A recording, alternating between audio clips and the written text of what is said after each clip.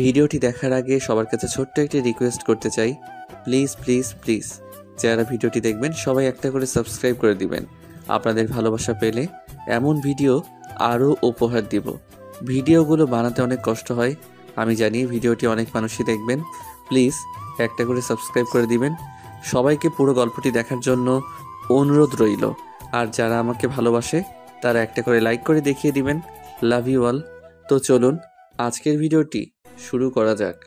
রবিন শোন, তুই 5 নাম্বার ওয়ার্ডের রোগীগুলোকে চেক করে আয়, আমি এই দিকটা দেখছি। আচ্ছা ঠিক আছে। কথাটা বলে মিজান পিছনের দিকে ফিরতেই তার চক্ষু চড়ক গাছ। ওয়াও, এ কি মেয়ে নাকি অন্য কিছু? মাশাল্লাহ, আমার সামনে ঠিক পাসপোর্ট 6 ইঞ্চি থেকে 7 ইঞ্চি উচ্চতা হবে এবং গায়ের রং একেবারে দুধে আলতা ফর্সা। দূর থেকে দেখে মনে হচ্ছে 60 কিংবা 65 বড়জোর ওয়েট হবে। একটা মানুষ সব দিক থেকে কিভাবে এতটা পারফেক্ট হতে পারে? আমি ভ্যাবলার মতো তাকিয়ে আছি, তখন মেয়েটা কাছে এসে বলে, এই যে এভাবে তাকিয়ে থেকে কোনো লাভ নেই। ডিরেক্টর অর্থাৎ পরিচালকের কেবিনের রুমটা কোন দিকে জানেন আপনি? প্রতি উত্তরে কোনো কথা নেই। এভাবে চলে যায় কিছুক্ষণ।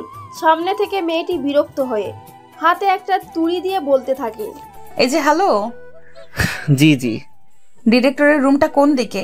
সোজা গিয়ে 3 তলায় চলে যাবেন, একটু ঘুরে ডান সাইডে। ও আচ্ছা, ধন্যবাদ। আমি কোনো কথা না বলে হা করে মেয়েটির দিকে তাকিয়ে আছি। কিছুক্ষণ পরে মেয়েটির চোখের অন্তরালে চলে গেল। আমি তার চলে যাওয়ার দিকে অপলক দৃষ্টিতে তাকিয়ে আছি। এটা কি কোনো মেয়ে নাকি কোনো হুর? একটা মেয়ে কিভাবে এতটা সুন্দর হতে পারে? কি ব্যাপার স্যার, এভাবে এদিকে তাকিয়ে কি দেখেন? কই না তো কিছু না, কি আর দেখবো। ও আচ্ছা, 3 নম্বরের নতুন একটা রোগী আসছে, সম্ভবত অ্যাক্সিডেন্ট করেছে। ওই ওয়ার্ডে রফিক স্যার আপনাকে যেতে বলল। আচ্ছা, আমি ব্যাপারটা দেখছি, তুমি যাও। আচ্ছা ঠিক আছে। তারপরে মিজান সোজা 3 নম্বর ওয়ার্ডে তাড়াহুড়ো করে চলে যায়।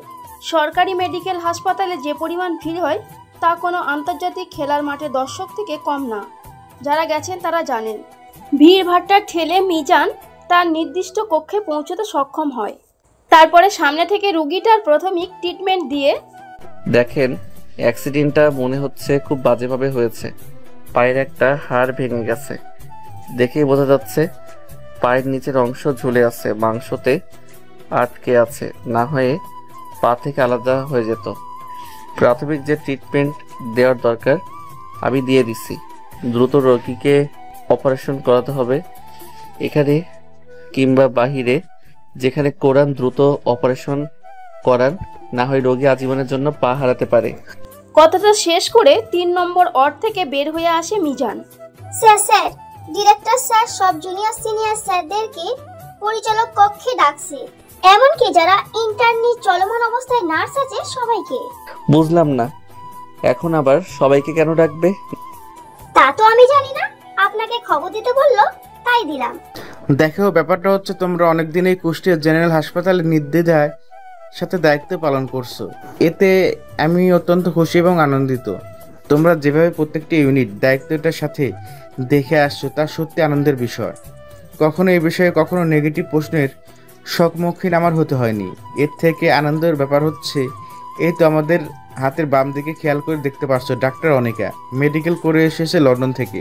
লন্ডনের বিখ্যাত ইউনিভার্সিটি অফ মেডিকেল কেয়ার থেকে অপারেশন সার্জার হিসেবে পড়াশোনা শেষ করেছে। তারপর লন্ডনের বিখ্যাত ইতিহাস পাতালে তিনি কিছু বছর ডাক্তারি পেশায় নিয়োজিত ছিল। তবে আনন্দের ব্যাপার হচ্ছে, আমাদের এই হাসপাতালে সমাজসেবার কাজে তিনি নিয়োজিত হতে যাচ্ছেন। আমরা সবাই তাকে সব রকম সাহায্য করব এবং বাংলাদেশের সাধারণ মানুষের সুস্থের সুযোগ আরও বেশি করে দিব। তোমরা সবাই তাকে সব রকম সাহায্য করবে। সে কখনো এই হাসপাতালের পরিবেশ অভ্যস্ত নয়, প্রথমে অসুবিধা হতে পারে। সবাই নিজ নিজ জায়গা থেকে সাহায্য করলে এটা ঠিক হয়ে যাবে, আশা করি বুঝতে পারছো। এখন যে যার কাজে চলে যাও। তা ডাক্তার মিজান সাহেব, কিছু কি বলবেন? না স্যার, আমি এমন কিছু বলিনি। ও ভালো কথা। উনি আপনার ইউনিটের সার্জন হিসেবে দায়িত্ব পালন করবেন। আগে আপনি প্রধান ছিলেন, এখন তাকে করানো হলো এবং আপনাকে তার সহকারী হিসেবে নির্বাচিত করা হয়েছে। পৃথিবীতে তো শেখার শেষ নাই, কোন জায়গায় স্টক বলে জিনিস হয় না। একটার পর একটা নতুন কিছু হতেই আছে। তাই আমি তার আন্ডারে থেকে কিছু শেখাকে সৌভাগ্য মনে করব। আশা করি বুঝতে পারছেন। এর জন্য আপনাকে এত ভালো লাগে। একেবারে নিরস্তর একজন মানুষ। আচ্ছা, আপনারা যান যে যার কাজে। তারপরে যে যার নির্ধারিত কাজে চলে যায়। মিজানও বিড়বিড় করতে করতে নিজের কেবিনে চলে যায়। নিজের কেবিনে যেতেই গা এলিয়ে চেয়ারে গিয়ে বসে পড়ে। হাই ম্যাডাম, আমি মুনতাহা, এখনকার সিনিয়র নার্স। প্লিজ বলিয়েন না আমি কিউট আছি। দিন দিন মানুষের থেকে এটা শুনতে শুনতে আমার লজ্জা লাগে। আমি কেমন জানি কিউটের ডিব্বা হয়ে যাচ্ছি। মনে মনে অনিকা বলে, লে হালুয়া, মেয়েটা কি পাগল? বলতেছি আমি তোমাকে কিউটের ডিব্বা এটা ওইটা কেন বলতে যাব? কি হলো ম্যাডাম, বিড়বিড় করে কি বলেন?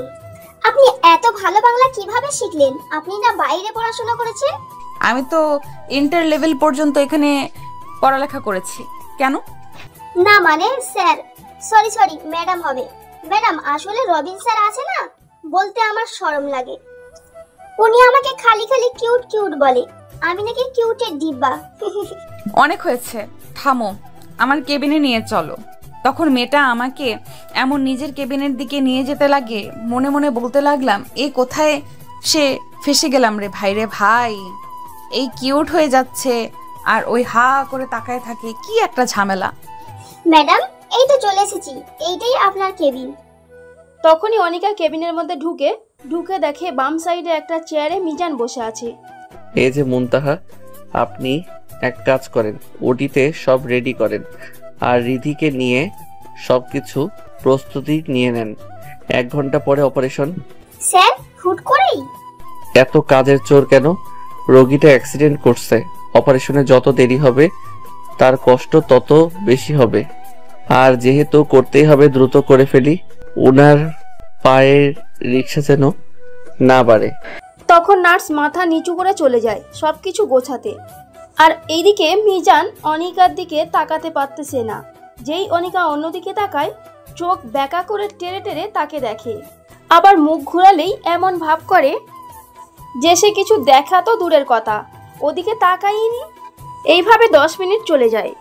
কি ব্যাপার মিজান সাহেব, এভাবে চুরি করে তাকান কেন? এখানে কি চুরির কোনো জিনিস আছে নাকি? না মানে এভাবে কাঁপছেন কেন? আমি কি আপনাকে কিছু বলেছি আপনাকে? আসলে বলতে চাচ্ছিলাম একটু পরে তো অপারেশন, আপনি কি জয়েন হবেন নাকি আমি একাই করব? মিজান এক নিঃশ্বাসে কথাটা বলে ওঠে। অনিকা মিজানের দিকে ভুরু কুঁচকে তাকিয়ে বলে ওঠে, তাই নাকি? এইভাবে চুরি করে দেখে কি কেউ এসব বলে নাকি? তা আপনি আসার সময় এভাবে হা করে তাকিয়েছিলেন কেন? কথাটা শুনে মিজান একটু হকচকিয়ে ওঠে। কই না তো, এমন কিছু তো হয়নি, আপনি বিষয়টা ভুল বুঝতেছেন। হ্যাঁ, সবকিছু রেডি করেন, আমি অপারেশনটাতে থাকবো। আচ্ছা। এভাবে চলে যায় প্রায় 1 ঘন্টা। এই রোগীর বাড়ির লোক কে আছেন? এখানে একটা সই করানো লাগবে। রোগীর কোনো ক্ষয়ক্ষতি হলে কৃতপক্ষ কোনো দায়ী থাকবে না। আপনাদের 7 জন্মের কপাল। এমনিতেই অপারেশন বিভাগের প্রধান ডক্টর মিজান চৌধুরী থাকবে এবং তার সাথে উচ্চ পর্যায়ের লন্ডন থেকে পড়ালেখাকৃত ডক্টর অনিকা থাকবে। উনি ডক্টরি পাশে 2টা ওয়ার্ড পেয়েছে। 100 টাকা দিয়েও এমন ডাক্তার পাবেন না। রোগীর আশ্বস্ত হয়ে অপারেশন বনে সই করে দেয়। তারপরে অনিকা আর মিজান অপারেশন থিয়েটারে চলে যায় অপারেশন করার উদ্দেশ্যে। তা মিজান সাহেব, ব্যাক সাইডে অবশ করার ইনজেকশনটা করে দেন। নিদম্বে আমি ইনজেকশন করতে পারবো না, আমার লজ্জা লাগে আপনার সামনে। মানে কি, এখানে কি কৌতুক চলতেছে? যাই হয়ে যাক, আমি পারবো না। দেখেন, অপারেশন থিয়েটারে মাথা গরম করবেন না কিন্তু। আরে আমি পারবো না বলছি। আমি কি আপনার গার্লফ্রেন্ড লাগি নাকি যে আমার সামনে লজ্জা লাগে? আমি জানি না। আমি দিই না, উনি ওই জায়গায় স্পেশালিস্ট না, একটু ভুল হলেই ইনফেকশন হয়ে যেতে পারে। শেষে উপরন্ত না পেয়ে মিজান ইনজেকশনটা করে দেয়। তারপর এভাবে চলে যায় 1.5 ঘন্টা। 1.5 ঘন্টা পর অপারেশন ভালোই শেষ করে তারা অপারেশন শেষ করে ওটি থেকে বের হয়ে নিজেদের কেবিনে চলে যায়। আপনাদের বোঝার সুবিধার্থে বলে রাখি, যারা অপারেশন বিভাগীর ডাক্তার তাদের নির্দিষ্ট একটা কক্ষ থাকে যেখানে তারা পোশাক পরিধান করে এবং রেস্ট করতে পারে। সবার জন্যই আলাদা আলাদা রুম নির্ধারিত থাকে। কিন্তু পেশেন্ট দেখার সময় নিচে একটা ওয়ার্ডে অনেকগুলো ডক্টর একসাথে বসে থাকে। আশা করি ব্যাপারটা বুঝতে পেরেছেন। ওই দিনটা বেশ ভালোভাবে চলে যায়। এভাবে দেখতে দেখতে 1 মাস চলে যায়। এই 1 মাসে মিজান ডক্টর অনিকার কাছ থেকে কেমন যেন পালিয়ে পালিয়ে বেড়ায়। তার যেন অনিকাতে অ্যালার্জি। ডক্টর অনিকা এই ব্যাপারটা খুব এনজয় করে। একদিন, কিরে তোর কাহিনীটা তো বুঝলাম না, তুই অনিকা ম্যাডামকে দেখলে এরকম পালিয়ে বেড়াস কেন? কই না তো। থাক, এত আর সাধু সাজা লাগবে না। আরে ভাই, ওর সামনে গেলেই আমার কেমন হার্টবিট বেড়ে যায়, বুকের মধ্যে ধক ধক করে, কেমন যেন শরীরটা অসাড় হয়ে যায়, মাথা কাজ করে না, কি দিয়ে কি করব কিছু বুঝতে পারতেছি না, ওর চোখের দিকে তাকাতে পারি না। আরে মিজান, তুই আবার বাচ্চা হলি নাকি? ছোটবেলায় প্রেমে পড়লে এরকম হতো। মায়েদের দিকে তাকায় দেখলাম না, লজ্জায় ওরে আমার লজ্জাবতী বধূ, লজ্জাবতী রে। তুই আমার এই খারাপ অবস্থা দেখে মজা নিচ্ছিস? আরে না, আমি কি মজা নিতে পারি? হাজার হলে 10টা না 5টা না, একটা মাত্র বন্ধু আমার। কি করব বলতো? ম্যাডাম রে গিয়ে বলে দে। বাইরে ভাই, মুখটা দেখতে যতটা মায়াবী, ভিতরটা অ্যাটম বোম, একটা কটকটি টাইপের বোম রে। এতটা অহংকারী রাগী একটা মানুষ কি করে হতে পারে? শুধু কি তোর কাছে রাগী বা অহংকারী মনে হয়? বুঝলাম না হঠাৎ এই প্রশ্ন। না, আমার কাছে এখনো এমন মনে হয় নাই। ম্যাডামের ব্যবহারটাই অত্যন্ত ভদ্র এবং নম্র টাইপের। তাহলে কটকটিটা আমার সাথে এমন করে কেন? তুই কি করবি? ম্যাডামের চোখে মনে হয় তুই কুদরতিতে পড়ে গেছিস। যত সব কথাবার্তা বলবি না, নাকে ঘুষি বেড়ে না করে দিব। তুমি বোঝাচ্ছি কি আর তুই বুঝছিস কি? বল। ওরে দেখলে আবার হার্টবিট দক দক করে, ধপ ধপ। নরম কর। রবিন নরম করতে রবিনের নিচে 2 হাত দিয়ে 2 গালে ঠাস করে থাপ্পড় লাগিয়ে দেয়। বন্ধু, এটা হলো নাইজেরিয়ান থাপ্পড়। কেমন লাগলো? রোগীর খেতায় আগুন। কথা ঘোরানোর চেষ্টাই করবি না। আমার ভালোবাসার যদি তুই সাহায্য না করিস, তোর ভালোবাসা আমি পেট্রোল ঢেলে আগুন ধরিয়ে দিব। বন্ধু রে, এখনো বিয়ে করিনি, সবেমাত্র সুখের সংসার শুরু হয়েছে, এইভাবে তুই আগুন ধরায় দিস না। আমার সংসারে সাহায্য না করলে তোমার সংসার আমি করতে দেব না, সোনা। আরে যে পরিমাণ রাগি রে ভাই, বলতে গেলে জুতা দিয়ে মারবে। ডক্টর হয়ে এখন জুতার বাড়ি খাইতে পারবো না। কে যেন একটু আগে বলছিল অনেক নরম, ভদ্র, আরো কত কি। আর তোরে রাগানোর জন্য বলছিলাম, কিন্তু বাস্তবতা প্রথমে যেমন দেখায় গেল তেমন না। আমি এত কোনো কথা জানি না। তুই যদি না সাহায্য করছিস আজ, তাহলে আমাকে দেখিস আজকে যদি তোর মেডিকেল লাইফের প্রিয়াঙ্কার কথা যদি না বলে দিছি, তাহলে তোমার নার্সকে তাহলে দেখে নিও। প্রিয়াঙ্কারে চিনলাম না, sorry, wrong number. 0179528 right number. ওইটাই তোমার এক ছিল, যার সাথে তুই সারাক্ষণ চিপায় আটকে থাকতে। আমি শুধু গিয়ে মিষ্টি করে বলবো, ওগুলো না, তুমি কি জানো তোমার প্রাণের প্রিয় রবিন ছলনা অন্য মেয়ের লগে আগে চিগায় খলনা করতো। মাপ চাই ভাই, কে বলছে সাহায্য করবো না? আমি করব, আমার 14 গোষ্ঠী করবে, এমনকি আমার বাপেও করবে। দিবে আমার বাপরে কল। এই না হয় আমার বন্ধু, তোকে নিয়ে আমি গর্ভবতী। ধুরো, গর্ভবত করি। আর কথা বলিস না রে, তোকে গর্ভবতী হওয়া লাগবে না। তোর কথা শুনে আমাকে গর্ভবতী করে ফেলেছিস। না বন্ধু, এমন হয় নাকি? চল তো অপারেশন করে দেখি কয়টা বেবি আছে। হারামি দেখছিস রে, তোর মতো ককটেল হারামির জীবনে দেখি নাই। এই দেখ, এটা আমার পিছন সাইড, এইটা আমার সামনে, এইটা আমার মুখ, আর এই 2টা আমার হাত, আর এই যে নাকটা, 2টা চোখও আছে দেখছি। এ মা, আবার 2টা কান দেখছি। এটা যে শুনি মনে হয় আর এটা মাথা। একটু টেনে দেখো তো, বলে নাকি? চাপায় আটকে দিলে তো এই দিন না, আমারও দিন আসবে। 2 গুণ প্রতিশোধ নিব আমি। যথাজ্ঞা মেরি প্রিয়া রাখা বন্ধু, আমার সংসারটা তুমি শুরু করতে দাও। তুমি লজ্জা পেয়ে তুমি যা ইচ্ছা প্রতিশোধ নিও, আমি মুখ বুজে সহ্য করে যাব। বুঝতে পারছি, চল। কেন খাবি না? তোরে না ট্রিট দিতে আনলাম।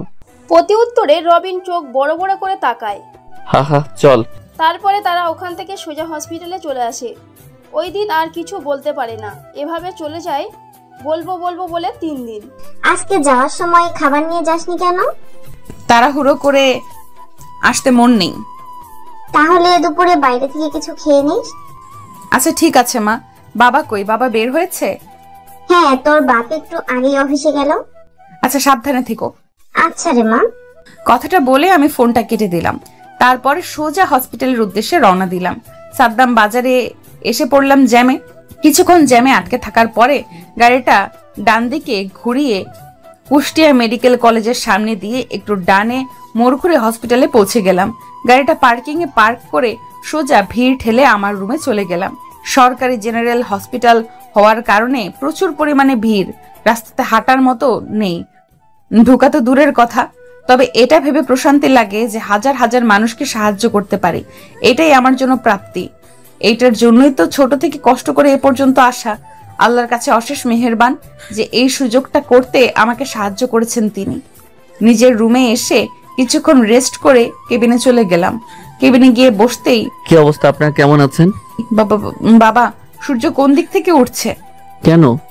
মাঝে মাঝে মনে হতো আপনি ডক্টর না লজ্জাপতি গাছ। হোয়াট? মনে মনে মিজান ভাবে, ব্যাপারটা এমন না, জাস্ট এটা আমার ছোট থেকে রুলস। এই কুটনির কাছে একটা মানুষ লুকাতে পারি না, সব ধরে ফেলে। তে তো হইতো কি কোথাকার। জি, অপারেশন থিয়েটার পর্যন্ত গিয়েও আপনি লজ্জায় আমার চোখের দিকে তাকাতে পারেন না। আমার প্রচুর পরিমাণে হাসি পেত। এই রুলসটা কি শুধু আমার জন্যই প্রযোজ্য? মিনমিন করে কি বলেন, একটু জোরে বললেন আমি শুনি। বললাম আপনার মতো এত মুখস্থি কেন মাখানো? ম ম ম মানে হ্যাঁ, তারপরে কি বলেন শুনছি। চার্জ কি শেষ হয়ে গেছে? ওইদিকে মাল্টিপ্লাগ আছে, চার্জ দিয়ে আসেন। কথাটা বলে অনিকা অন্যদিকে মুখটা ফিরিয়ে মিটমিট করে হাসতে থাকে। চার্জ শেষ হবে কেন? আমি কি ব্যাটারি নাকি যে চার্জ শেষ হবে? আমার তো মনে হয় আপনি লজ্জাবতী ব্যাটারি। না না, এমন না। না না, তাহলে কেমন? আপনি আপনার কাজ করেন, আমি আমার কাজ করি। এই নার্সের বাচ্চা রোগী কারা আছে সিরিয়ালে এক এক করে পাঠাও এবার। অনিকা অন্যদিকে মুখ করে, আল্লাহ, এর কাহিনী দেখলে হাসবো না কান্না করব? এইরকম হায় রে আল্লাহ, হাসতে হাসতে নারী ভুঁড়ি সব কানা হয়ে যাবে। কুল কুল আনিকা কুল। অনিকা প্রথমের কথাগুলো আস্তে আস্তে নিজের সাথে বিড়বিড় করে বললেও লাস্টে জোরে হেসে ফেলে। আপনি হাসতেছেন কেন? আমার মন চাইছে আমি হাসতে। কেন, কি হয়েছে? কেন আপনি হাসবেন? এখানে আসার মতো তো কিছু হয়নি। আপনি কোন ভিডিও দেখতেছেন? নিশ্চয়ই আপনি আমাকে দেখে বা আমার কোনো কথা শুনে হাসছেন। এমনটা কিন্তু ঠিক না, কিন্তু আমি কিন্তু রেগে যাচ্ছি। এই একদম চুপচাপ নিজের কাজ করেন। আমার হাসির রোগ উঠেছে, আমাকে হাসির ভ্যাকসিন দিতে হবে আর কি। আপনার কোনো সমস্যা? এত বছর মেডিকেল করলাম, হাসির ভ্যাকসিন আছে এটা বলে তো কখনো শুনিনি। জীবনের কত কি যে দেখতে হবে। মিজান আর কোনো কথা বলার সাহস না পেয়ে চুপচাপ নিজের কাজ করতে থাকে। আমার জীবনে এমন কষ্ট আর কোথাও পাইনি। একটা ডক্টরের এত অসম্মান, আমাকে কি ডক্টর মনে করে? তাজা কটকটি একটা। এই জাতি কখনো তোমাকে মাফ করবে না। এই পুরো জাতি একটা সময় তোমাকে ঘৃণা করবে একটা ডক্টরকে এত অসম্মান করার জন্য। এত বিড়বিড়ে কথা বলা উচিত না। মিজান চেয়ার থেকে উঠে একটা আঙুল তুলে বলতে থাকে, আমি বলবো, আমার বাপে বলবে, আমার 14 গোষ্ঠী বলবে, তোমার নানাই বললে, আমার নানার আব্বারে বলবে, সবাই বলবে। আপনার কি? আপনি আপনার কাজ করেন। বাবা, ডক্টর মিজান তো রাখতেও পারে। মিজান সাহেব ভুরু কুঁচকে তাকিয়ে আবার নিজের ডেস্কে বসে পড়ে। তারপরে একে একে রোগী দেখতে থাকে। দেখতে দেখতে দুপুর প্রায় 12টা বেজে গেছে। ইতিমধ্যে তারা প্রায় 100 রোগী দেখে ফেলেছে। তাদের ডিউটি সকাল 8টা থেকে দুপুর 1টা পর্যন্ত, আর 1 ঘন্টা পরেই তাদের ছুটি। রেজাব চাচার কতজন আছে? 20 থেকে 30 জনের মতো স্যার। আচ্ছা, দ্রুত সিরিয়ালে পাঠাও। এক কাজ করেন, হ্যাঁ আপনি এগুলো দেখেন, আমি উঠে পড়ি। তা আপনার মাথায়ও কি সমস্যা? হঠাৎ এই কথা? আমি মেয়েদের ডক্টর, আপনি ছেলেদের ভুলে গেছেন ব্যাপারটা? আমি মেয়েদেরটা না হয় দেখে নিলাম, আমি ছেলেদেরটা। থাকার বলতে হবে না। তারপর একে একে করে রোগীগুলোকে দেখলাম। দেখা শেষে কোনো কথা না বলে হনহন করে হাসপাতাল থেকে বের হয়ে গাড়িতে এসে বসলাম। গাড়িতে এসি ছেড়ে গান শুনতে থাকলাম, আর আনিকার উপরে রাগ হতে থাকলো। এভাবে আরো কিছুক্ষণ সময় চলে যায়। একটু সময় পরে সামনে থেকে একটা কার বেরোনোর জন্য বারবার হরেন দিতে থাকলো। মিজান কথা না বলে হেডফোন দিয়ে গান শুনতে ব্যস্ত। একটু পর সামনে থেকে গাড়িটা এসে মিজানের গাড়িতে থপাস করে একটা মাথা দিয়ে ধাক্কা মারে। এ কে রে? কার এত বড় সাহস? আমি হাতের বোতাম খুলে শার্টের হাতাটা একটু উপরে তুলে বাহিরে বের হয়ে বলতে লাগলাম, আয়, কত বড় সাহস এবার আমাকে ধাক্কা দিয়ে দেখা। একটু পর গাড়ি থেকে যে মেয়েটি বের হয়ে আসলো তার জন্য মিজান মোটেও প্রস্তুত ছিল না। আপনি এখানে কি করেন? এখানে গাড়ি চালিয়ে বাড়িতে যাব। আপনি তো বের হতে দিচ্ছেন না, গাড়িতে রাস্তা আটকে রাখছেন। সাইরেন দিবেন না? 5 মিনিট ধরে এটা করছিলাম, শুনছিলাম না দেখে একটা ধাক্কা দিছি। আপনার বিষয়ে অনেক সুনাম শুনেছি, আপনি অনেক দক্ষ একটি ডক্টর, অনেক নম্র ভদ্র ভালো একটা মানুষ। তবে আমার ক্ষেত্রে তো একদম কার্যকর হচ্ছে না। কেমন করে হবে? আপনি তো সব এমন করছেন, আমি করছি, আপনি করছেন। এমা, আমি আবার কি করলাম? তখনই দমকা একটা বাতাস এসে অনিকার পরে থাকা 3 পিসের উপর থেকে ওড়নাটা উড়ে গিয়ে মিজানের মাথায় পড়ে, আর মাথার বেঁধে ওড়না 2 মাথায় উঠতে থাকে। সাদা সিল্কের ওড়না, 2 দিকে উঠতে থাকে 2 মাথা। একটু পরে এসে অনিকা ওড়নাটা মিজানের মাথা থেকে নামিয়ে যেই নিতে যাবে তখনই দুজনের মাথা দুজনের কাছাকাছি হয়ে যায়। একে অপরের চোখের দিকে একে অপরকে অপলক দৃষ্টিতে তাকিয়ে আছে। আর আগে ম্যাডাম তার বন্ধুর সাথে পাবলিক প্লেসে এমন রোমান্টিক সিন করবে না, সবাই ফ্রিতে সিনেমা দেখবে। কথাটা শুনে সবাই হকচকিয়ে যায়। বুঝছি। আপনি নাকি নার্স মুনতাহাকে কি কি যেন নামে ডাকেন? একদিন উনি আমাকে বলেছিলেন ব্যাপারটা। আমার খুবই ইম্পর্টেন্ট একটা কাজ আছে, সরে যান, সামনে থেকে সরে যান। বেঁধে গেলে গাড়ি বের করব। ওরে আল্লাহ রে, 1 মিনিট দেরি করলে হবে না। সরে যান ম্যাডাম, সরে যান। কথাটা বলেই রবিন নিজের গাড়িতে উঠে 1 সেকেন্ড দেরি না করে একটানা বের হয়ে যায়। এই মিস, আপনি আমার বন্ধুর নামে এসব কথা কই থেকে শুনলেন? সোজা আঙুলটা নামিয়ে কথা বলুন, না হয় ওটা ভেঙে যেতে পারে, পরে বিয়ে হবে না। আমার বিয়ের খেতায় আগুন, ওইসব পরের ব্যাপার। আগে বলুন এসব কথা কই থেকে শুনলেন? স্বপ্ন দেখছি। ফাইজলামো করেন? একদম চুপ, সরে যান গাড়ি নিয়ে। অনিকা ঝাড়ি খেয়ে মিজান আর কোনো কথা না বলে চুপচাপ গাড়িতে উঠে ড্রাইভ করে একদিকে সরে যায়, আর অনিকা তার গাড়ি নিয়ে বের হয়ে যায়। এই মেয়েটা তোমাকে পাগল করে দিবে, ওর ব্যবস্থা আমি করব। কিন্তু কেমনে করব রে ভাই? ওর সামনে গেলে বুকের মধ্যে লাফালাফি শুরু করে দেয়। এক কাজ করি, ওর সামনে গেলে 1 2 3টা হার্টের ওষুধ খেয়ে যাব, যাতে অতিরিক্ত ধপধপ না করতে পারে। আমার তো হার্টের আবার সমস্যা নেই, হুট করে ওষুধ খেলে যদি সমস্যা হয়ে যায়, না থাক, ব্যাপারটা অন্যভাবে দেখতে হবে। এরপর যে যার বাসার উদ্দেশ্যে রওনা দেয় এবং কিছুক্ষণ পর বাসায় পৌঁছে যায়। কি রে বাবা, তোকে আজ বিজদস্ত দেখাচ্ছে কেন? আর বলিও না বাবু, একটু প্রেসার পড়ে গেছে তো তাই, তাছাড়া তেমন কিছু না। আমার ছেলের উপর যতই প্রেশার পড়েছে, সে তো কখনো ভেঙে পড়ার মানুষ না। নিশ্চয়ই অন্য কিছু হয়েছে, মাকে বলবে না বাবা? এমন কিছু হয় নাই, একটু খাবার দাও, খেয়ে রেস্ট নিলে ঠিক হয়ে যাবে। এরপর মাজেদা বেগম আর কোনো কথা না বলে ও আপনাদের সাথে পরিচয় করিয়ে দিই। এইমাত্র যেই 2টা মানুষের কথা শুনলেন, এই 2টাই আমাদের গল্পের নায়ক মিজানের বাবা এবং মা মাজেদা বেগম এবং বাবা মজুন সাহেব। যাই হোক, গল্পে ফেরা যাক। খাবার টেবিলে বসে খাবার খাইতেছে। বাবা, অনেকদিন তো হলো, আমাদেরও তো মন চায়, তাই না? কি চাই বলো? কিছু লাগবে? আমাকে লিস্ট করে দেওয়ার সময় এনে দিব। আমাদের নাতি নাতনির সাথে খেলতে ইচ্ছে করে। কথাটা শুনে খাইতে খাইতে মিজানের কাশি উঠে যায়। 1 গ্লাস পানি খেয়ে সে বলে, এখনো বিয়ে করতে পারলাম না, তুমি চলে গেছো আমার বাচ্চাতে? এটা কোনো কথা? এটা আবার কেমন কথা? বিয়ে বাড়িতে কি বাচ্চার আশা করতেছি নাকি? আগে তোরা একটা সুন্দর মেয়ে দেখে বিয়ে দিব, তারপরে বাচ্চার আশা করবি। ওইসব বিয়ে মিয়ে হবে না। তোর মা কিন্তু একেবারে খারাপ কিছু বলেনি। আমাদের এত বয়স হলো, এবার কিছু একটা কর। অনেক দিনই তো চাকরি বাকরি করতেছিস, এই টাকা দিয়ে কি হবে বল? টাকার থেকে যদি জীবনে সুখ শান্তিপূর্ণ তা না থাকে, এই আমাকে দেখ, টাকার পিছে ছুটতে সবকিছু হারিয়ে ফেলেছি। একটা সময় জীবন যৌবন সব শেষ হয়েছে, তখন টাকা রয়েছে আমার, কিন্তু যৌবনের যে সময়ের সুখ শান্তি, সেটা কি টাকা দিয়ে আর পূরণ করতে পেরেছি বাবা? না, পারিনি। তাই আমি চাই না আমার ছেলের এই পরিণতি হোক। আমি তো বলতেছি না বিয়ে করব না, আমাকে কিছুদিন সময় দাও, আমি নিজেকে আর একটু গুছিয়ে নিই। কথা বলতে বলতে 2 বছর কাটালি, এর শেষ কবে বলতে পারিস? তোর যদি কোনো পছন্দের মেয়ে থাকে বল, আমরা কথা বলি। এভাবে ঘুরোনো ফেরানোর কি আছে? না বাবা, পছন্দের মেয়ে থাকলে তো আগেই বলতাম, ওরকম কোনো কিছু না। তুমি আমাকে আর 3টা মাস সময় দাও, এরপর আমি যাই হোক একটা সিদ্ধান্ত জানাচ্ছি। এরপর যেন সিদ্ধান্ত সম্মতি লক্ষ্য দেখি, না হলে ভালো হবে না কিন্তু। তুমি আমাকে থ্রেট দিচ্ছ? যা ভাবি সেটাই ট্রেড মনে করলে ট্রেড। এখন তোর কি মনে হয় আমার বেচার বউর জন্য আমি সব করতে পারি? বিয়ে না হইতে হইতে বউ বউ করছো, বিয়ে হলে কি করবে বলো? চুপচাপ থাম, খাবার খা, পরের কথা পরে দেখা যাবে।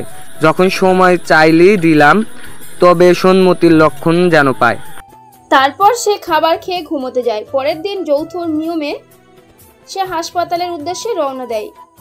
হাসপাতালে পৌঁছে নিজের রুমে গিয়ে একটু রেস্ট করে কেবিনে চলে যায়। একটু পর আস্তে আস্তে সবাই আসে।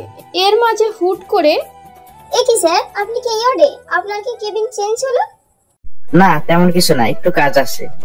তাড়াহুড়ো করিয়েন না, সবাই সিরিয়াল দেন। নার্স ওইদিকে সাধারণ পাবলিকের সিরিয়াল ঠিক করতে ব্যস্ত হয়ে যায়। এদিকে রবিনের এই সময় অর্ডে আসা দেখে মিজান অনেকটা অবাক হয়ে যায়। সে তার দিকে ভুরু কুঁচকে তাকায়। কি ব্যাপার রবিন সাহেব এখানে? আপনার সাথে কিছু কথা ছিল। খুব গুরুত্বপূর্ণ কথা নাকি হঠাৎ এই রুমে? আসলে একটু গুরুত্বপূর্ণ। ও আচ্ছা, বলে ফেলেন। কথাটা হচ্ছে ম্যাডাম, আমার বন্ধু আছে না, বুঝলে আসলে সে আপনাকে খুব পছন্দ করে, ভালোবাসে। অনেকদিন ধরে বলবো বলবো করে বলতে পারেনি। আপনি যদি তাকে। থামেন আপনি, সেই বন্ধুটা কে? আছে একজন, তা তো বুঝলাম, কেউ আছে, বলবেন সে বন্ধুটা কে? অন্যদিকে মিজান তার ইশারা করে বোঝানোর চেষ্টা করে যেন তার কথা না বলে। একদম আমার কথা বলবি না। বলতে বলছি। ও আচ্ছা, এই ব্যাপার। আপনি একজন অনার্ড ডক্টর, তাই থাপ্পড়টা দিলাম না। ব্যাপারটা খারাপ দেখা যায়। এটা প্রথম এবং শেষ, এরপরে যেন এমন কথা না শুনি। আপনি এবার থামবেন না, আমি খারাপ ব্যবহার করব। আম্মু তুমি এখানে? হ্যাঁ রে মা, বাসায় অনেক জেদ ধরছিলাম, তাই ওকে আর বাসায় রাখতে পারলাম না। এখানে তাই মাটা আমার।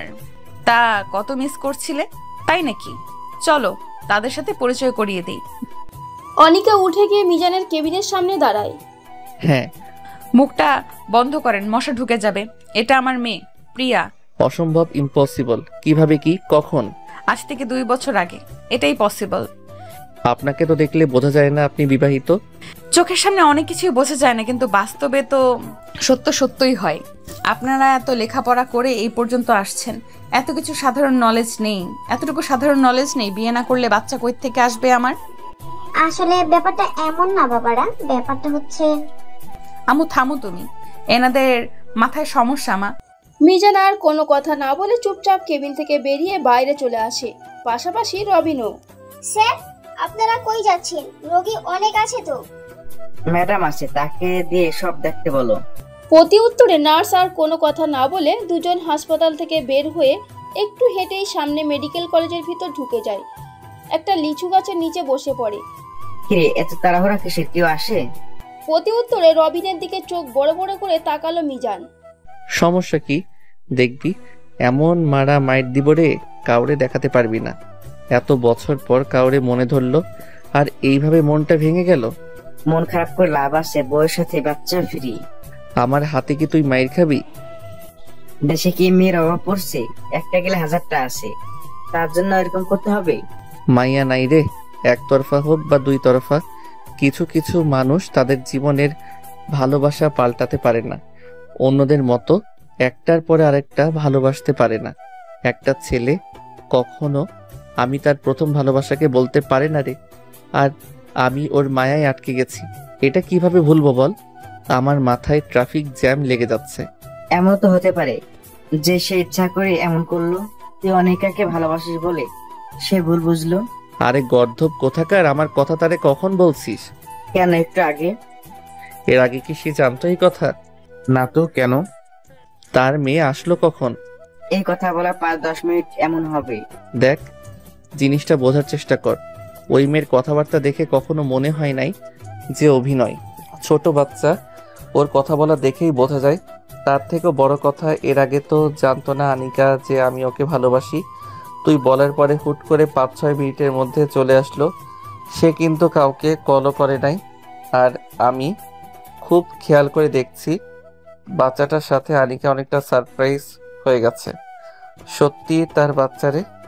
আমার বন্ধুটা এত খুশি ফেলে একটা বিবাহিত মেয়ে পেয়ে পড়লো।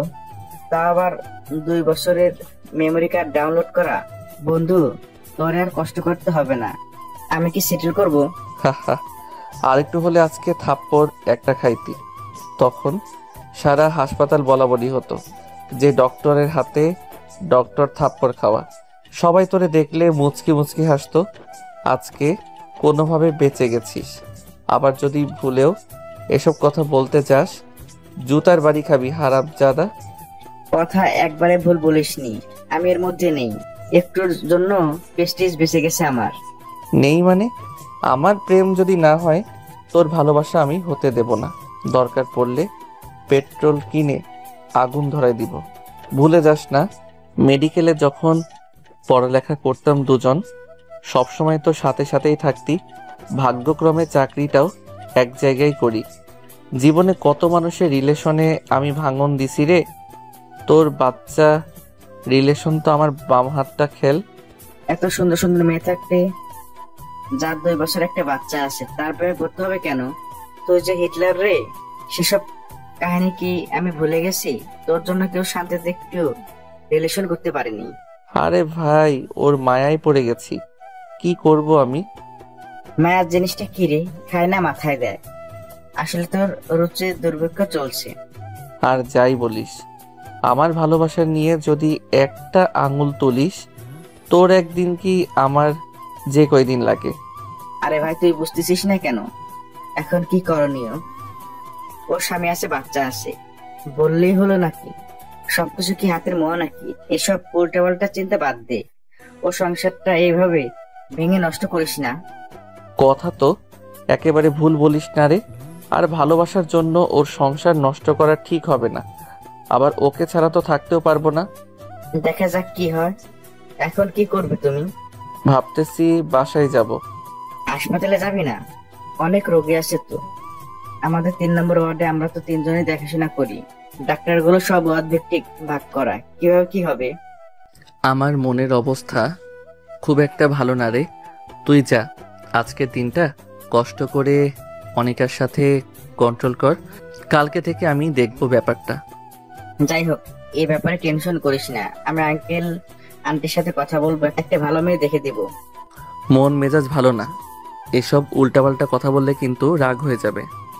ওরে আমার ভালোবাসা সাগর রে, তো সাগরে আমি হিসু করে দিব। বিয়ে করবা না, কয়দিন পরে বিবাহিত মেয়ের উপর তুমি টাসকি খাও আর সেটা খেয়ে ব্যাকা হয়ে যাও। এইসব আবেগ দিয়ে বাস্তবতা চলে না। শালা, তুই আগে বিয়ে কর। আমার তো সবকিছুই রেডি, খুব দ্রুত কাজ শুরু করে দিব। আচ্ছা, আমি হাসপাতাল দিকে যাই, তুই এক কাজ কর, বাসার দিকে যা। তারপর তারা দুজন হেঁটে হসপিটালের পার্কিং সাইডে আসে। মিজান তার গাড়ি বের করে নিয়ে বাসার দিকে রওনা দেয়, আর রবিন ওই জায়গা থেকে বিদায় দিয়ে সে তার ডেস্কে চলে যায়। তারপরে সে তার কেবিনে বসে রোগী দেখতে থাকে। এভাবে কিছুক্ষণ চলে যায়। কি ব্যাপার রবিন সাহেব, আপনার বন্ধু মিজান কোথায়? ওর শরীরটা খুব একটা ভালো না, বাসায় চলে গেছে। কি ব্যাপার, আপনি আসলেন কেন? হাসি আসলে আমি কি করব, রোগী দেখেন। আরে মেয়ে না, রিক্সায় হরেন একটু পর পর টক টক করে খালি হাসে। না না, আমি ট্রাকে হরেন। তারপরে তারা দুজন রোগী দেখতে থাকে। অন্যদিকে, কিরে বাবা, এই সময় তুই বাড়িতে? হসপিটালে কি কিছু হয়েছে? না, তেমন কিছু না, শরীরটা খুব একটা ভালো না, তাই চলে আসলাম। ও আচ্ছা, ভালো করেছিস। যা, তুই রুমে গিয়ে ফ্রেশ হয়ে রেস্ট কর। চিনি কম দিয়ে একটা ব্ল্যাক কফি বানিয়ে আনো। তুই রুমে যা, ফ্রেশ হ, আমি আছি। তারপরে মিজান তার রুমে চলে যায়।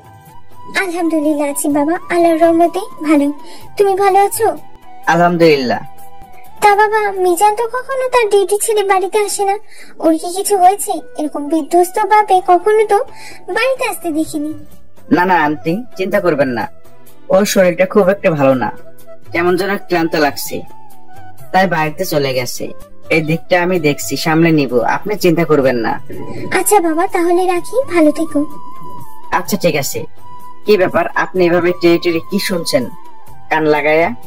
কই না তো, ওই শুনলাম আপনার বন্ধু নাকি বিধ্বস্ত। কেন, আপনার খুব মজা লাগতেছে? এতদিন জানতাম আপনি সার্জন হিসেবে ভালো, এই যে চুরি করে মানুষের কথাটা শোনা যায়, আপনি এতটা এক্সপার্ট তা জানতাম না। উত্তরে ফুরুকুচকে দেখায় রবিন। এভাবে চলতে থাকে কিছুদিন। দেখতে দেখতে 7টা দিন চলে যায়। এই 7 দিন মিজান হাসপাতালে আসেনি।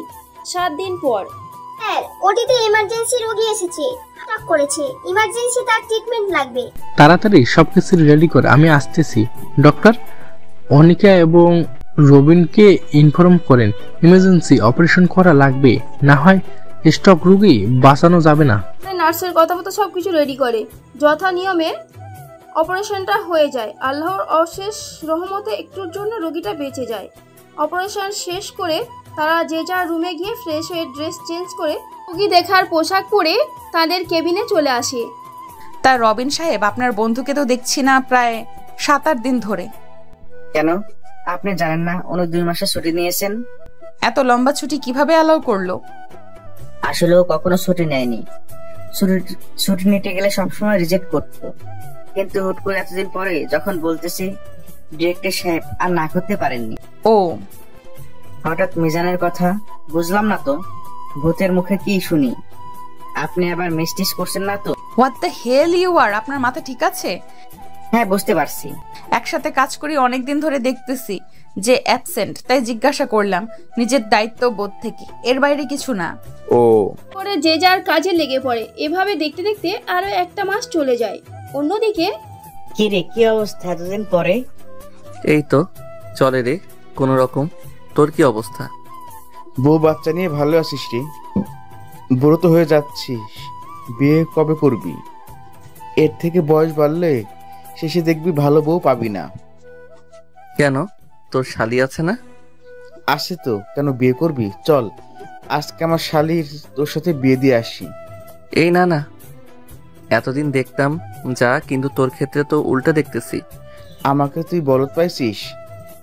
না না, তুই বলদ হবি কেন? শুনলাম সামনের শনিবারে নাকি রবিন বিয়ে করতেছে, তারই হসপিটালের নার্সকে। এই তো বন্ধু, মেজাজটা খারাপ করে দিলি। এখানে মানুষ মানুষকে বিয়ে করছে, সব কাজই সম্মানের। এখানে কর্মটা না তুললে কি হয় না? দেখা যাচ্ছে সে বড় একটা নামকরা মেয়েকে বিয়ে করছে, দিন শেষে মেয়েটা পরকীয়া করতেছে। তাহলে কি হলো? এর থেকে কি ভালো না একটা মেয়েকে দেখে শুনে চিনে তার চিন্তা ভাবনা কেমন দেখে শুনে বিয়ে করা? আমি যতটুকু জানি রবিন সেটাই করতেছে, এবং তার চিন্তা ভাবনা কি আমি সম্মান করি বন্ধু। ওইভাবে উশৃঙ্খলভাবে বিয়ে করার থেকে এভাবে করাই 1000 গুণ বেটার। ঠিক বলছিস রে। এই বাপের কি আছে, চেহারা কেমন, কি করে, এসব দেখে শুনে বিয়ে করে আমার জীবন শেষ। কিছু হলে বাপের হুমকি দেয়, বাপের বাড়ি চলে যাব, বাপের কমাছে নাকি, তার বাড়ি থেকে নাকি এটা দিচ্ছে ওটা দিচ্ছে, এটা করতে পারবো না, আমি ওটা করতে পারবো না। একটা মানসিক টর্চারের মধ্যে আসি রে ভাই। এই দেখলা তো কি করে? এটা দেখার থেকে একটা ছেলে হোক কিংবা মেয়ে হোক, মানুষ হিসেবে সে কতটা ভালো আমি মনে করি সেটা দেখা সব থেকে গুরুত্বপূর্ণ, এবং সেটাই দেখা উচিত। তোর কথা যদি আমি আগে শুনতাম, তো একটু ভালোভাবে বুঝতে পারতাম বা বোঝার চেষ্টা করতাম, তাহলে আমার জীবন হয়তো এত কষ্টে থাকতো না। যাই হোক, তা বিয়েতে যাবি তো? আরে আমাদের নিজেদের বন্ধু না গেলে কেমন হয়ে যায় না? অবশ্যই যেতে হবে, এবং সব থেকে বেশি এনজয় করতে হবে। হ্যাঁ রে, আমিও শুনলাম কলেজ লাইফে সবাই আসতেছে।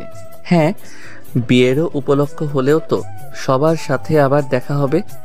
তারপরে তারা অনেক সময় আড্ডা দেয়। তারপর যে যার বাসায় চলে যায়।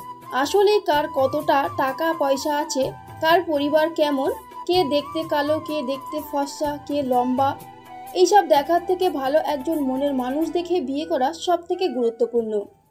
বিয়ে দরকার হলে 2 বছর পরে হোক, তারপরেও ভালো একটা মনের মানুষকে বিয়ে করা সব থেকে গুরুত্বপূর্ণ। তাহলে বাকি জীবনটা শান্তিময় মনে হবে, আর না হলে সারাটা জীবন বেদনাদায়ক থাকবে। যাই হোক, এভাবে দেখতে দেখতে দিন গড়িয়ে রাত হয়, রাত গড়িয়ে দিন হয়। সময় তার নির্দিষ্ট গতিবিধিতে চলতে থাকে। দেখতে দেখতে তার বিয়ের দিন চলে আসে। সিমরান বলল, কি রে, আজ কতদিন পর সবাই একসাথে? বাবা, সবাই কত হ্যান্ডসাম, সবাই তো প্রায় বিয়ে করে নিয়েছিস। আরে রেপসি, বিয়ে করব না, তোর মতো দেবদাস থাকবে সারা জীবন? আমাদের ব্যাচেলার তুই আসিস, আর আমাদের হিরো সাহেব মিজান এবং ওই রবিন মিয়া ছিল। এ তো আজ কাজ সেরে ফেললো। আরে আকাশে রে, আমি ঠুপসি হলে তুই ঠিকই। আরে ভাই, তোর আমার বিয়েতে ঝগড়া করিস না তো। আগে আমাকে বাসাঘর পর্যন্ত যেতে দে, তারপর ঝগড়া কেন, মারামারি একটা মার্ডার করে যাস, এতে আমার কোনো আপত্তি নেই। বাসার ঘরের খুব শখ? ও ভালো কথা। এই আপুটাকে এর আগে তো চিনলাম না। তোরে বলছিলাম না, আমাদের হসপিটালের সিনিয়র ডক্টর। আই থিঙ্ক বয়সে না, এক্সপার্টের দিক থেকে আমি মিজান আর উনি একই কেবিনে বসি। ডাক্তার অনিকা চৌধুরী, উনি লন্ডন থেকে পড়াশোনা করে, বাংলাদেশের সাধারণ মানুষের সাহায্য করার জন্য এসেছেন, জয়েন করেছেন। তিনি মানুষ হিসেবে অনেক ভালো এবং ভদ্র। থাক, আর বলতে হবে না। প্রতিদিন মিজানের কাছ থেকে এই বিষয়ে বকবক শুনতে শুনতে ওনার নারী নক্ষত্র সবই জানি। এক্সকিউজ মি, বুঝলাম না কথাটা। আর বলিয়েন না, আপনার ওই যে সহকারী ডক্টর মিজান আছে না, ও আপনার ব্যাপারে যা বলেছে জীবনে ওর মুখ থেকে অন্য কারোর ব্যাপারে শুনি নেই। আপনি খুব ভালো ডক্টর, অনেক ভালো সার্জন, আপনি অনেক ভদ্র, আপনি দেখতে অনেক মায়াবী। কথাগুলো শুনে অনিকা একটু ইতস্তত বোধ করে।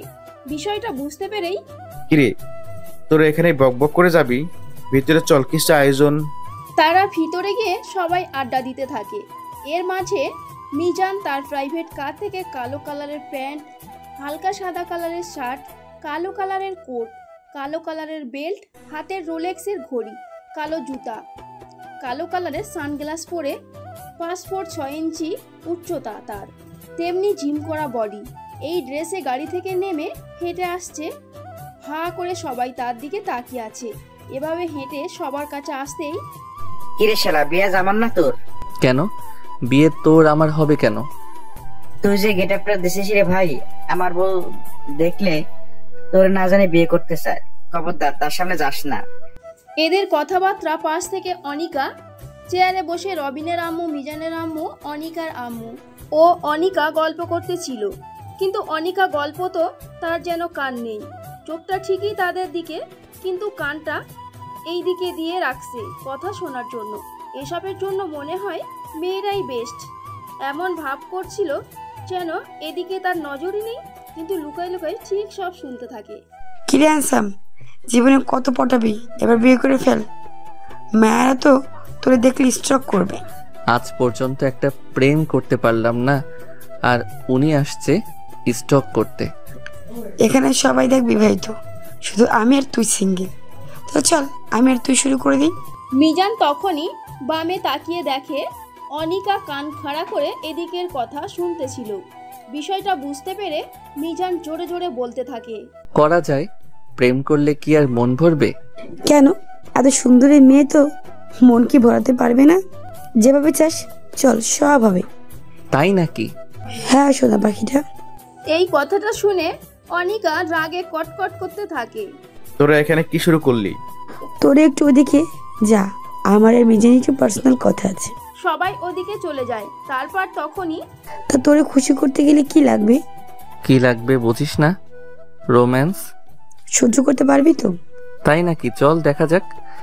তাহলে চল উপরে লুডো খেলে আসি, দেখা যাক কার কত জোর আছে। তারপর সিমরান মিজানের হাত টানতে টানতে উপরে নিয়ে চলে যায়। তারপরে তারা একটা রুমে ঢুকে। এইবার আর অনিকা সহ্য করতে পারে না। সে দৌড়াতে দৌড়াতে উপরের রুমে গিয়ে এক লাথি মেরে দরজার সাথে সাথে দরজাটা 2 দিকে জোরে বাড়ি খায়। ঘটনাটা দেখে বোঝা যায় যে দরজাটা খোলা ছিল। অনিকা রুমের মধ্যে গিয়ে দেখে তারা দুজন ফ্লোরে বসে লুডো পোট পেড়ে সাপ খেলতেছে।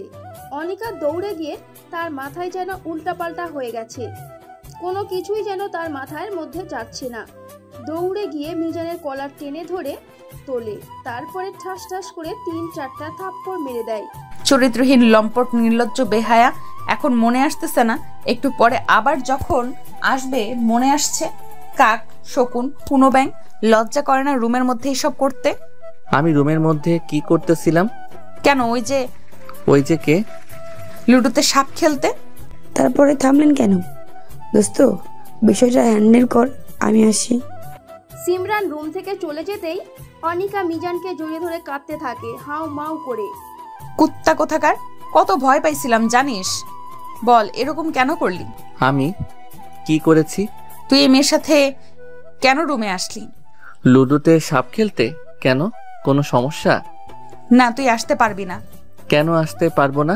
আমি আসতে দিব না তাই। কেন আসতে দিবেন না? তুই আমার ভবিষ্যৎ জামাই, তাই আসতে দেব না। কেন, তুই কি করবি? আপনার না মেয়ে আছে, স্বামী আছে? ওই দিন না বললেন? মেয়ে আছে তো। আর স্বামী নেই? না, নেই। তাহলে স্বামী বাদে মেয়ে কিভাবে আসলো? উড়ে উড়ে আমার কোলের মধ্যে পড়েছে, আমি কি করব? তুই আজকে আমাকে যে কষ্ট আর ভয় দিছিস তার জন্য দর্শনগুলো কেউ তোকে মাফ করবে না। খবরদার, মাফ করবেন না কিন্তু, জাতি কিন্তু মেনে নেবে না। সব না হয় বুঝলাম, কিন্তু স্বামী বাদে মেয়ে আসলো কিভাবে? ও আমার মেয়ে, কিন্তু রক্তটা আমার বান্ধবীর। যাক, আপনি ভাঙবেন, তবু মচকাবেন না। আজকে ঠিকই ভাঙলেন, আবার মচকালেন। যখন এতই মনে মনে আমাকে পছন্দ করতেন, হসপিটালে সবার সামনে এত বড় বড় ডায়লগ মারতে লজ্জা লাগলো না? যখন আমি 2 মাসের জন্য ছুটি নিলাম, এই যে 1 মাস প্রথমে গেলেও লাস্টে যে গাড়ি নিয়ে এসে বাড়ির সামনে যে চায়ের দোকানের পাশে গাছের নিচে দাঁড় করিয়ে আমার বাসার এইদিকে ওইদিকে উকি মারতেন, আমি মনে হয় কিচ্ছু দেখতাম না। বিশ্বাস করেন, এই 2টাকে হাত দিয়ে বলতেছি আমি কিছু দেখিনি। তাও 1 দিন 2 দিন না, পরপর 7 দিন এই কাহিনী করছেন। তারপরে যেদিন আপনি হসপিটালে থাকেন, ওই টাইমে হসপিটাল থেকে আপনার বাসার অ্যাড্রেস নিয়ে আপনার বাসায় যাই, আসলে এই রহস্যটা কি উদ্ধার করার জন্য। তবে বাসায় গিয়ে ওই দিন যা... কি ব্যাপার বাবা, তুমি না আনিকার হাসপাতালের ডক্টর? একই সাথে তো তোমরা রোগী দেখো। জি আন্টি, ঠিকই ধরছেন। যাক, আমাকে মনে রাখছেন, এটাই খুশি হলাম। তা বাইরে দাঁড়িয়ে আছো কেন? ভিতরে এসো। তারপরে সে ভিতরে প্রবেশ করে। ভিতরে প্রবেশ করতেই, এ কি বাবা, এইসব আনার কি দরকার ছিল? এই ফলগুলো আপনি খাবেন। আরে এত এত চকলেট বাবুটার জন্য। এটা ভালো আঙ্কেল, তুমি চকলেটগুলো নাও। মিজান একটু নিচে হতেই মিজানের গালে 2টা চুমু দিয়ে দেয় বাচ্চাটা। তুমি অনেক মিষ্টি মামনি, এবার থেকে যখনই আসবো তোমার জন্য এত এত চকলেট আনবো, কেমন? তোমার সাথে খেলা করব। হ্যাঁ, কথাটা বলে ওকে আমি কোলে তুলে নিলাম। ও আমার কোলে উঠে চকলেট খেতে থাকে। তখনই আমি প্রশ্ন করি, আচ্ছা আন্টি, কিছু গুরুত্বপূর্ণ কথা জানার দরকার ছিল আপনার থেকে। বল বাবা, কি দরকার? মামনি, তুমি চকলেট খেতে খেতে ওই রুমে কার্টুনের সাউন্ড আসতেছে না? কার্টুন দেখতে যাও, আমি আসতেছি। আমি কিন্তু এসে শুনবো কার্টুনে কি কি হয়েছে। কথাটা বলেই মেয়েটা কার্টুন দেখতে যায়। আন্টি দেখেন প্লিজ, অনুরোধ করে বলছি, আমাকে কিছু লুকাবেন না। এটা জানা আমার খুবই গুরুত্বপূর্ণ। আচ্ছা, আনিকা কি বিবাহিতা? উত্তরে অনেক সময় চুপ। আমি এ ব্যাপারে কিছু বলতে পারবো না বাবা। কথাটা শুনে মিজান তার হাত দিয়ে সোনালী চৌধুরীর 2 হাত জড়িয়ে ধরে। প্লিজ লুকাবেন না। তুমি এত করে যেহেতু বলছো, তবে আনিকাকে এ ব্যাপারে কিছু জানাবে না। ও শুনলে খুব রাগ করবে। আসলে ও বিবাহিত না। মানে কি বলছেন আপনি? আপনার মাথা ঠিক আছে? তাহলে ওই মেয়ে? আসলে বাবা, এই এক লম্বা কাহিনী। আমার মেয়েটা একটা বেস্ট ফ্রেন্ড ছিল, মেয়ে তারও কিছুটা আমার মেয়ের নামের নাম সোনালিকা। আমার মেয়ে আর সে একসাথে লন্ডনে লেখাপড়া করত, কিন্তু ও ছিল বিবাহিত। ওর বিয়ের 1 বছর নাই যেতে ওর ঘর আলো করে আসে একটা লাল টুকটুকে মেয়ে। মেয়েটা যখন 1 বছর বয়স, তখনই একদিন আমার মেয়ে সোনালিকা এবং তার হাজবেন্ড গাড়িতে একদিন একটা জায়গায় ঘুরতে যাচ্ছিল। ভালোভাবে জায়গাটা ঘুরে তাদের বাসায় আসতে আসতে অনেক রাত হয়ে যায়। মাঝরাতে গাড়ি ড্রাইভ করে আসতে, অবশ্যই গাড়ি চালাচ্ছিল সোনালিকার হাজবেন্ড। কথাটা বলেই চুপ হয়ে যায়। আন্টি প্লিজ চুপ থাকবেন না, বলেন প্লিজ।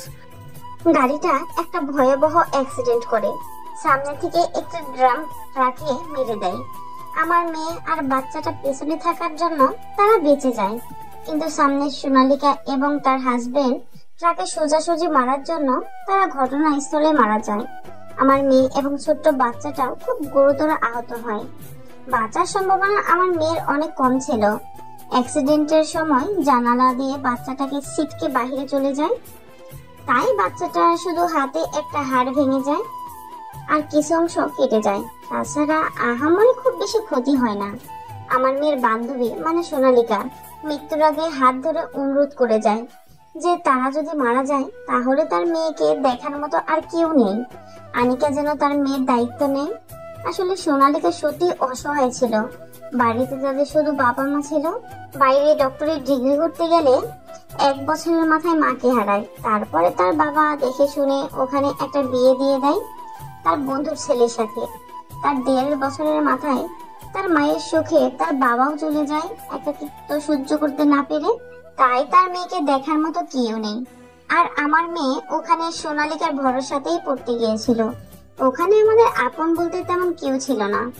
যত সাহায্য, ভিসা প্রসেস সকল কিছু সোনালিকা করে দেয়। তারে এক অপরকে নিজেদের রক্তের থেকেও বেশি কিছু ভাবতো। ওই দিন তাদের হাসপাতালে নেওয়ার আগে তার হাজবেন্ড মারা যায়। হাসপাতালে নিতে নিতে সেও মারা যায়।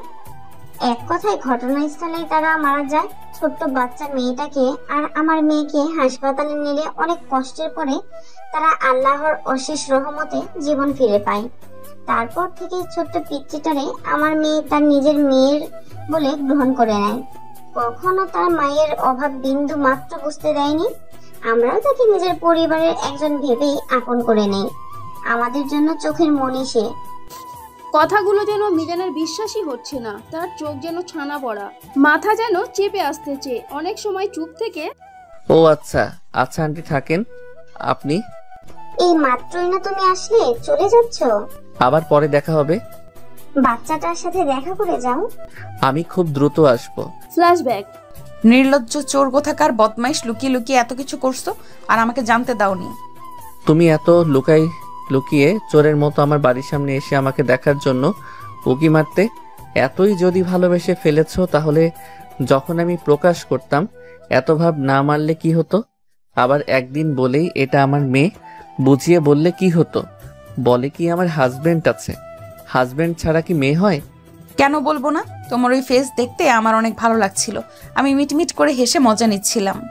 একটা জিনিস ভাই আমি বুঝলাম না, তোমরা মেয়েরা ভালোবাসো ঠিক আছে, একটা ছেলে তোমাদের ভালোবাসলে তবে তোমরা এমন ভাব করো যে তোমরা কিছু জানো না, অথচ ভিতরে ভিতরে পোলার জন্য ফিদা। আমাদের মেয়েদের জন্মের সময় এগুলো করার জন্য হার একটা ব্যাকা থাকে। আমরা শত ভালোবাসলেও কখনো প্রকাশ করি না। প্রকাশ করলে দাম কমে যায়। তোমরা নির্লজ্জ, তাই দাম কমে না। আর আমরা প্রকাশ করলে আমাদের দাম কমে না। একটা কথাও বলবি না, আমি যেটা বলবো সেটাই ঠিক। অনিকা মিজানের মুখ চেপে ধরে হাত দিয়ে। তখন মিজান শান্ত হয়ে যায়। তাহলে তুই সবকিছু জেনে শুনেও ওই মেয়ের সাথে রুমে কি করতে আসছিস? কেন, কি করতে আসতে পারি? কি ব্যাপার, তোমাদের কথা কি শেষ হলো? যাক, ভালো সময় আসলি তুই। তোর সাথে আমি এখানে কি করতে আসলাম রে? কেন, কি করতে আসতে পারি? তোমাদের কথা শুনে যা বুঝলাম, কি করতে আসতে পারো তা তোমরাই ভালো জানো। তুমি এখানে এসে কি দেখছো? এসে তো দেখছি তোমরা লুডোতে সাপ খেলতেছো। তারপরে তো এসে বুঝতে পারতেছি না। আরে পাগল মেয়ে, এগুলো তো একটা অভিনয় ছিল। আমার বন্ধুটা বাড়ির সামনে গিয়ে তুমি দাঁড়িয়ে থাকো, তোমার মুখ ফোটে না, তোমার মুখ থেকে কথাগুলো বের করার জন্য। আর যাই হোক, একটা মেয়ে কাউকে ভালোবাসলে তার চোখের সামনে ভালোবাসার মানুষটা অন্য কারো হয়ে যাচ্ছে, এটা সহ্য করতে পারে না। তাই তোমার মুখ থেকে কথা বের করার জন্য আমাদের এমনটা করতে হলো। তোমাকে কিন্তু কাজটা ঠিক করলে না। হায় হায়, মেয়েটা লজ্জা পেয়েছে। এত লজ্জা কই রাখো। অতি উত্তরে অনিকা তার কোনো কথা না বলে নিচে চলে যায়। সিমরান আর মিজানও হাসতে হাসতে নিচে চলে আসে। তারপরে তারা যে যার মতো এনজয় করতে থাকে। কি ব্যাপার, আপনাকে তো ঠিক চিনলাম না। একটা কথা হলো, বাট আপনার পরিচয়টা? ওই যে ডক্টর আনিকা নেই, ওই আমার মেয়ে। বাহ, মেয়েটা অনেক ভালো এবং মিষ্টি। তার সাথে আমার কথা হলো। আপনাকে তো ঠিক চিনতে পারলাম না। আমি ডক্টর মিজান, ওই আমার ছেলে। ও আচ্ছা। দুজন দুজনের সাথে গল্প করতে ব্যস্ত হয়ে যায়। অন্যদিকে ডাক্তার অনিকা, তা আপনার কোনো সমস্যা হচ্ছে? কোথাও যদি কোনো সমস্যা হয় নির্দ্বিধায় আমাকে জানাতে পারেন। তারপর তারা দুজন যে যার মতো বাসায় চলে যায়। বাসায় গিয়ে ফ্রেশ হয়ে ক্লান্ত শরীর নিয়ে ঘুমিয়ে পড়ে। পরের দিন উঠে যে যার মতো হাসপাতালের উদ্দেশ্যে রওনা দেয়। কিছুক্ষণ বাদেই তারা হাসপাতালে এসে পৌঁছে হাসপাতালে ঢুকে কিরে এসব কি শুনলাম? যা শুনলি পরের কথা, আমি নিজের কানকে কি বিশ্বাস করতে পারতেছি বুঝতে পারতেছি না। বিশ্বাস না করতে পারলে বিশ্বাস কর, তোকে তো আটকে রাখিনি। তাই নাকি? তা কালকে বিয়ে করলি, টি-20 ম্যাচ কি ঠিক মতো হয়েছে? ম্যাচটা যদি অপূর্ণতা থাকে বা আগে উইকেট পড়ে যায়, তো আজকে আমি তোর সামনে হাসপাতাল কি করতেছি? তারপরও আজকে তোর হাসপাতালে আসার ব্যাপারটা অবিশ্বাস্য। আরে আসতে চাইছিলাম নাকি, ডিরেক্টর কল দিয়েছে। আজকে নাকি একটা অপারেশন আছে, তাই খুবই গুরুত্বপূর্ণ, ওটাই করতে আসলাম। একাই করবি না সাথে কেউ আছে? তুই আর অনেকে আছে। এতদিন পরে আসতে পারলাম না, অপারেশন চাপাই দিল। তুই তো একদিন পরে আসলি, তোর সমস্যা কি? আমি তো বাড়িতে টাটকা বউ রেখে আসছি। কেন গো বন্ধু, বউ আবার বাসি হয় নাকি? হয়। জীবনে যে আর কত কিছু দেখবো রে। তোর কি বউ আছে নাকি? আচ্ছা ভালো কথা। সিমরান থেকে কি শুনলাম, অনিকা তোদের মধ্যে কি চলতেছে? তোদের মানে আর কয়জন আছে ভেতরে? কয়জন থাকবে আবার, তুই আরো যদি সারাক্ষণ কিংবা সারমর্ম বলি, তাহলে খুব দ্রুত অনিকাকে ভাবি ডাকতে পারবো না। মানে ওরে লজ্জা রে, লজ্জা গাছ। তুই কি শুনছিস? রেডি হতে হবে, অপারেশন করতে হবে। তো হইছে, এবার চল। আচ্ছা ঠিক আছে। তারপর তারা গিয়ে রেডি হয়ে তাদের কেবিনে বসে আছে অনিকার জন্য। কিছুক্ষণের মধ্যেই তাড়াহুড়ো করে অনিকা ঢুকলো। এই সরি আসতে একটু দেরি হয়ে গেল। তাই নাকি ভাবি? মানে কার ভাবি? কিসের ভাবি? আহা, আমার ভাবি, আমার বউয়ের ভাবি, আমার বন্ধুর বউ। কিসের বন্ধু? এই তোমার পাশে দাঁড়ানো গোলুমোলু কিউট বন্ধু। কথাটা শুনে অনিকা একটু লজ্জা পেলেও তারপরে সে তার নিজের রুমে চলে গেল। গিয়ে ফ্রেশ হয়ে অপারেশনের অ্যাড্রেস অফ করে সবাই মিলে ডিউটিতে চলে গেল। এভাবে 2 ঘন্টা চলে যায়। 2 ঘন্টা পর এই রোগের বাড়ির লোক কে আছে? দেখেন, ব্যাপারটা হচ্ছে অবস্থা খুবই গুরুতর হয়ে গেছে। আমরা আমাদের মতো যতই সম্ভব চেষ্টা করছি। অপারেশনটা ভালোভাবেই হয়ে গেছে, কিন্তু রোগী কোমায় চলে গেছে। আপনাদের অপেক্ষা করতে হবে, যদি আল্লাহ সহায় থাকে খুব দ্রুত তিনি ভালো হয়ে যাবে। দেখেন, ব্যাপারটা হচ্ছে আমরা আমাদের যথাসম্ভব চেষ্টা করেছি, তবে সব সময় তো সবকিছু তো আমাদের হাতে থাকে না। কিছু কিছু সময় বিষয়টা ভিন্ন হয়। আপনারা আল্লাহকে ডাকেন। কথাগুলো বলে অনিকা ওখান থেকে চলে যায়। তার পিছন পিছনে মিজান ও রবিন। ও তারপরে এভাবে দেখতে দেখতে 2টা মাস চলে যায়। 2 মাস পর অনিকা ও মিজান তাদের পরিবারকে তাদের ব্যাপারে খুলে বলে।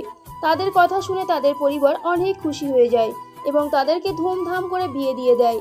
কিছুক্ষণ আগেই তাদের বিয়ে সম্পূর্ণ হয়ে গেছে। এখন রবিন, আজকে এমন একটা মধুর দিনে এভাবে অত্যাচার করা ঠিক? আকাশ কি করবে তা তো জানি না, তবে আমার হিসাবটাও পাই নাই, বুঝে দিতে হবে। তোরা তো সবাই হিটলার রে, তাই নাকি?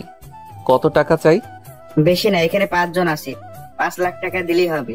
আমার 2টা কিডনি হার্ট বিক্রি করলেও তো 5 লাখ টাকা হবে না। দূর হ শালা সামনে থেকে, তাহলে আমি বাসর করব কি দিয়ে? এত কথা বাদ দিয়ে টাকা বের কর। উপায়ন্তর না পেয়ে এই নেন, এই নি ক্রেডিট কার্ড, এখানে আছে, নিয়ে নিস। ক্রেডিট কার্ড নিয়ে তারপরে তারা দরজা খুলে দেয়। আমি ওদের কথায় হাসতে হাসতে রুমের মধ্যে প্রবেশ করলাম। প্রবেশ করতেই আনিকা উঠে এসে আমাকে সালাম করলো। আমিও যথা নিয়মে ওর মাথায় হাত দিয়ে, বেঁচে থেকো মা, বেঁচে থেকো, স্বামী বাচ্চা নিয়ে সুখে সংসার করো। আমি তোর কোন জন্মের মা? Sorry spelling mistake. মা জায়গায় বউ হবে। ওযু করে এসো। কোনো 2 রাকাত নফল নামাজ পড়ব, তারপরে আমরা আল্লাহর কাছে নতুন জীবনের জন্য শুকরিয়া কামনা করব, যাতে আমাদের বাকি জীবনের বোঝাপড়াটা সুন্দর হয়, বন্ডিংটা অনেক ভালো হয়, মিলেমিশে সারাটা জীবন থাকতে পারি। আচ্ছা। তারপরে আমি অজু করতে চলে গেলাম। অজু করে এসে আমি সামনে দাঁড়াই, ও আমার পিছনে দাঁড়ায়।